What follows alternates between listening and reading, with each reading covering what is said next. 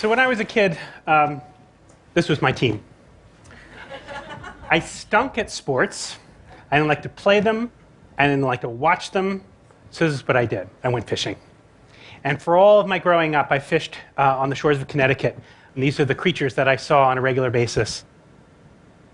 But after I grew up and went to college, and I came home in the early 90s, this is what I found. My team had shrunk.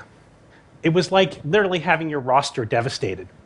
And as I sort of looked into that from a very personal point of view as a fisherman, I started to kind of figure out, well, what was the rest of the world thinking about it? First place I started to look was fish markets. And when I went to fish markets, in spite of where I was, whether it's in North Carolina or Paris or London or wherever, I kept seeing this weirdly repeating trope of four creatures again and again on the menus on ice: shrimp, tuna, salmon, and cod. And I thought this was pretty strange. And as I looked at it, I was wondering, did anyone else notice this sort of shrinking of the market? Well, when I looked into it, I realized that people didn't look at it as their team. Ordinary people, the way they looked at seafood was like this. It's not an unusual human characteristic to reduce the natural world down to very few elements. We did it before, 10,000 years ago when we came out of our caves. If you look at fire pits from 10,000 years ago, you'll see raccoons, you'll see wolves, you'll see all kinds of different creatures. But if you telescope to the age of 2,000 years ago, you'll see these four mammals: pigs, cows, sheep, and goats. It's true of birds, too. You look at the menus in New York City restaurants 150 years ago, 200 years ago, you'll see snipe, woodcock, grouse, dozens of ducks, dozens of geese. But telescope ahead to the age of modern animal husbandry, and you'll see four: turkeys, ducks, chicken, and geese. So it makes sense that we've headed in this direction. But how have we headed in this direction? Well, first, it's a very, very new problem. This is the way we've been fishing the oceans over the last 50 years. World War II was a tremendous incentive to arm ourselves in a war against fish. All of the technology that we perfected during World War II, sonar, lightweight polymers, all these things were redirected towards fish. And so you see this tremendous buildup in fishing capacity, quadrupling in the course of time from the end of World War II to the present time. And right now, that means we're taking between 80 and 90 million metric tons out of the sea every year. That's the equivalent of the human weight of China taken out of the sea every year. And it's no coincidence that I use China as the example, because China is now the largest fishing nation in the world. Well, that's only half the story. The other half of the story is this incredible boom in fish farming and aquaculture, which is now, only in the last year or two, starting to exceed the amount of wild fish that we produce. So that if you add wild fish and farmed fish together, you get the equivalent of 2 Chinas created from the ocean each and every year. And again, it's not a coincidence that I use China as the example, because China, in addition to being the biggest catcher of fish, is also the biggest farmer of fish. So let's look, though, at the 4 choices that we are making right now. The first one, by far the most consumed seafood in America and in much of the West, is shrimp. Shrimp in the wild, as a wild product, is a terrible product. 5, 10, 15 pounds of wild fish are regularly killed to bring 1 pound of shrimp to the market. They're also incredibly fuel inefficient to bring to the market. In a recent study that was produced out of Dalhousie University, it was found that dragging for shrimp is one of the most carbon-intensive ways of fishing that you can find. So you can farm them, and people do farm them, and they farm them a lot in this very area. Problem is, the place where you farm shrimp is in these wild habitats, in mangrove forests. Now look at those lovely roots coming down. Those are the things that hold soil together, protect coasts, create habitats for all sort of young fish, young shrimp, all sorts of things that are important to this environment. Well, this is what happens to a lot of coastal mangrove forests. We've lost millions of acres of coastal mangroves over the last 30 or 40 years. That rate of destruction has slowed, but we're still in a major mangrove deficit. The other thing that's going on here is a phenomenon that the filmmaker Mark Benjamin called grinding Nemo. This phenomenon is very, very relevant to anything that you've ever seen on a tropical reef. Because what's going on right now, we have shrimp draggers dragging for shrimp, catching a huge amount of bycatch. That bycatch, in turn, gets ground up and turned into shrimp food. And sometimes, many of these vessels, manned by slaves, are catching these so-called trash fish, fish that we would love to see on a reef, grinding them up and turning them into shrimp feed. An ecosystem literally eating itself and spitting out shrimp. The next most consumed seafood in America and also throughout the West is tuna. So tuna is this ultimate global fish. These huge management areas have to be observed in order for tuna to be well managed. Our own management area, called a Regional Fisheries Management Organization, is called ICAT, the International Convention for the Conservation of Atlantic Tunas. The great naturalist Carl Safina once called it the international conspiracy to catch all the tunas. Of course, we've seen incredible improvement in ICAT in the last few years. There is total room for improvement, but it remains to be said that tuna is a global fish, and to manage it, we have to manage the globe. Well, we could also try to grow tuna, but tuna is a spectacularly bad animal for aquaculture. Many people don't know this, but tuna are warm-blooded.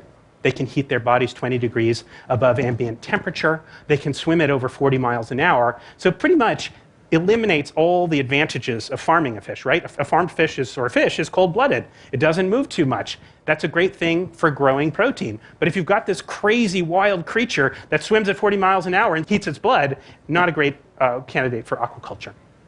The next creature, most consumed seafood in America and throughout the West, is salmon. Now, salmon got its plundering too, but it didn't really necessarily happen through fishing. This is my home state of Connecticut. Connecticut used to be home to a lot of wild salmon. But if you look at this map of Connecticut, every dot on that map is a dam. There are over 3,000 dams in the state of Connecticut. I often say this is why people in Connecticut are so uptight. If somebody could just unblock Connecticut's chi, I feel that we could have an infinitely better world. But I made this particular comment at a convention once of national parks officers, and this guy from North Carolina sidled up to me. He says, you know, you oughtn't be so hard on your Connecticut, because we here in North Carolina, we got 35,000 dams. So it's a national epidemic, it's an international epidemic, and there are dams everywhere, and these are precisely the things that stop wild salmon from reaching their spawning grounds.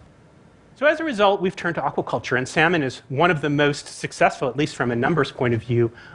When they first started farming salmon, it could take as many as 6 pounds of wild fish to make a single pound of salmon.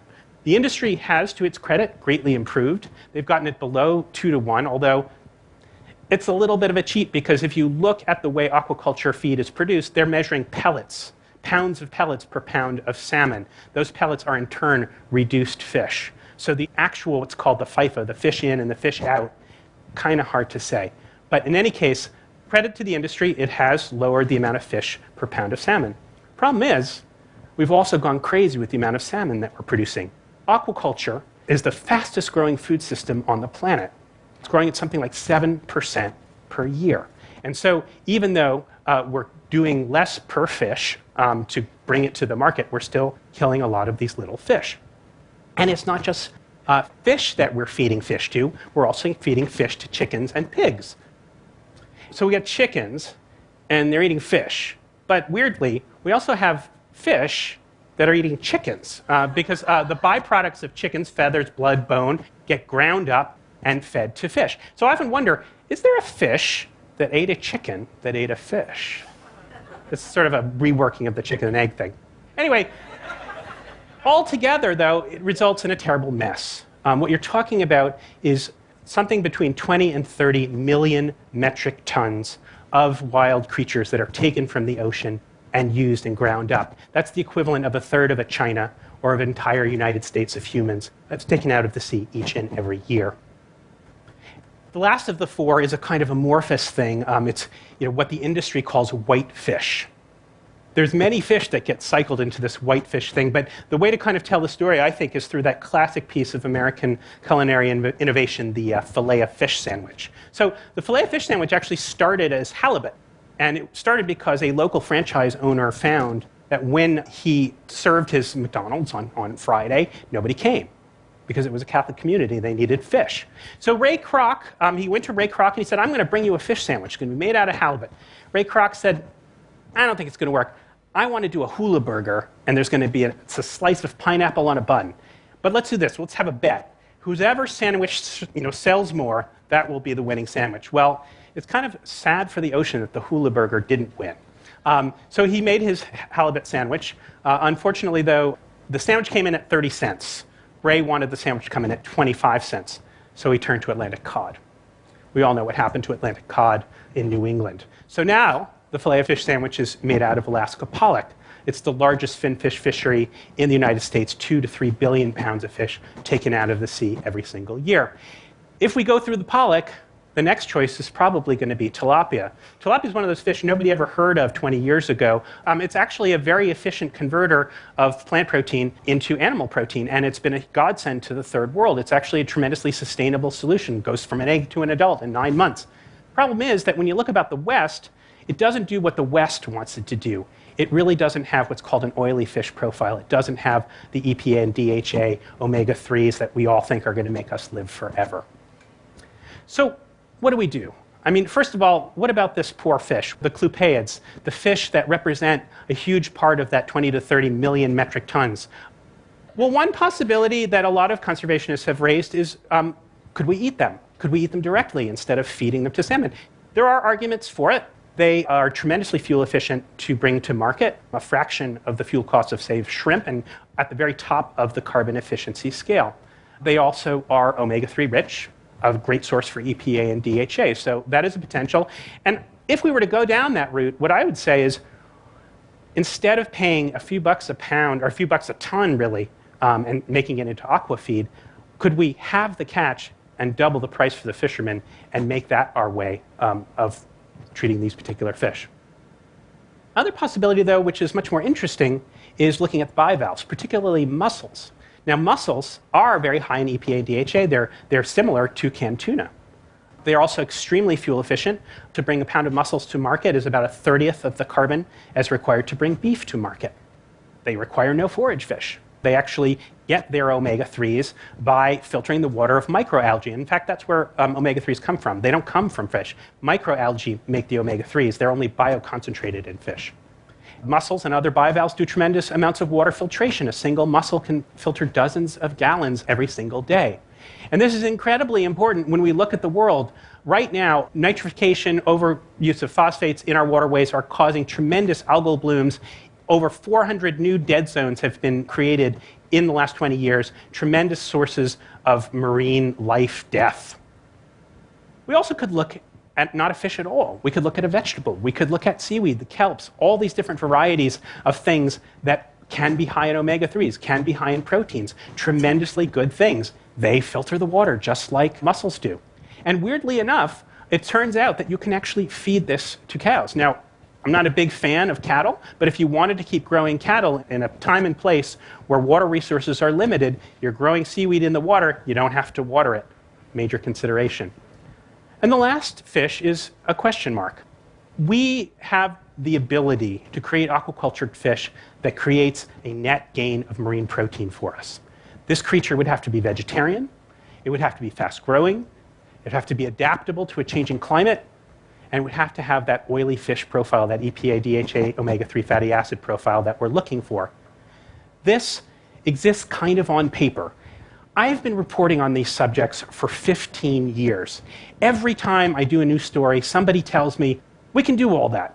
We can do it. We've figured it all out. We can produce a fish that's a net gain of marine protein and has omega-3s. Great. It doesn't seem to be getting scaled up. It is time to scale this up. If we do, 30 million metric tons of seafood, a third of the world catch, stays in the water. So I guess what I'm saying is, this is what we've been going with. We tend to go with our appetites rather than our minds. But if we went with this or some configuration of it, we might have a little more of this. Thank you.